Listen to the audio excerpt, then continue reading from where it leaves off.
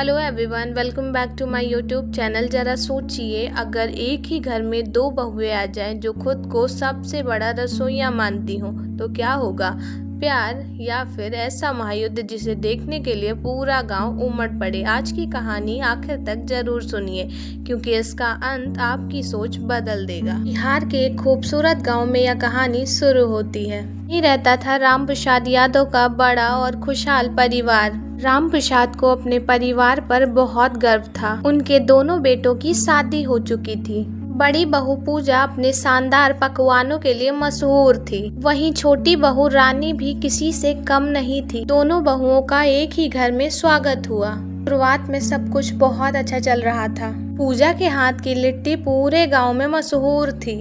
देसी अंदाज में बनती उसकी लिट्टी की खुशबू सबको खींच लाती थी। उसके चोखे और चटनी का स्वाद लोग कभी नहीं भूलते थे। पूरा परिवार उसकी तारीफ करते नहीं थकता था। रानी ने भी अपनी कला दिखानी शुरू कर दी थी। अब उसकी गर्मा गर्म कढ़ी ने सबका दिल जीत लिया। मालपुए की मिठास ने सबका दिल खुश कर दिया। अब हर कोई रानी की भी तारीफ करने लगा। यहीं से दोनों बहुओं की अनदेखी टक्कर शुरू हो गई।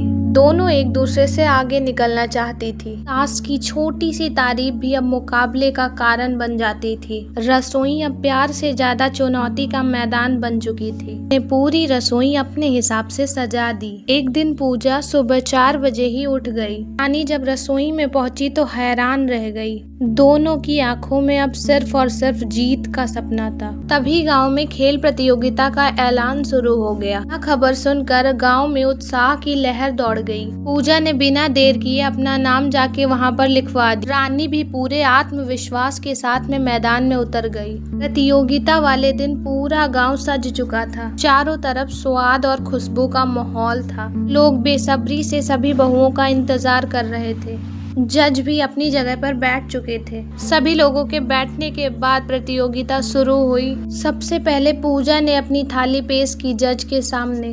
पहला निवाला खाते ही जजों के चेहरे खिल पड़े। पूरे मैदान में तालियों की गूंज सुनाई देने लगी। अब बारी थी रानी की। उसका स्वाद चखते ही जज भी हैरान हो गए। दोनों का खाना इतना स्वादिष्ट था कि अब फैसला करना बहुत ही मुश्किल हो गया था। अंकों की गिनती शुरू हुई। दोनों बराबरी में थी। जजों ने आखिरी राउंड का ऐलान कर दिया। अब सिर्फ 30 मिनट में विजेता तय होना था। दोनों बहुएं पूरे मेहनत से खाना बनाने लगी। तभी अचानक तेज हवा चलने लगी। पूजा के चूल्हे की आग अचानक बुझ गई। उसकी जीत अब हार में बदलती दिखाई दे रही। तभी रानी ने ऐसा काम किया जिससे सभी चौंक गए। अपनी जलती हुई अंगीठी पूजा को दे दी और बोली कि रिश्ते जीत से बड़े होते हैं। दोनों ने मिलकर आखिरी पकवान तैयार किया। जजों ने फैसला सुनाया, जीत किसी एक की नहीं बल्कि दोनों की थी। उस दिन दोनों बहुओं ने नहीं बल्कि प्यार और इंसानियत की सबसे बड़ी जीत हुई, और रिश्तों की तो सबसे ज्यादा। अगर आपको यह कहानी पसंद आई हो तो वीडियो को लाइक करें, चैनल को सब्सक्राइब करें और ऐसी ही मजेदार कहानियाँ सुनने के लिए हमारे चैनल के साथ बने रहिए। मिलते हैं अगली शानदार कहानी के साथ में। धन्यवाद।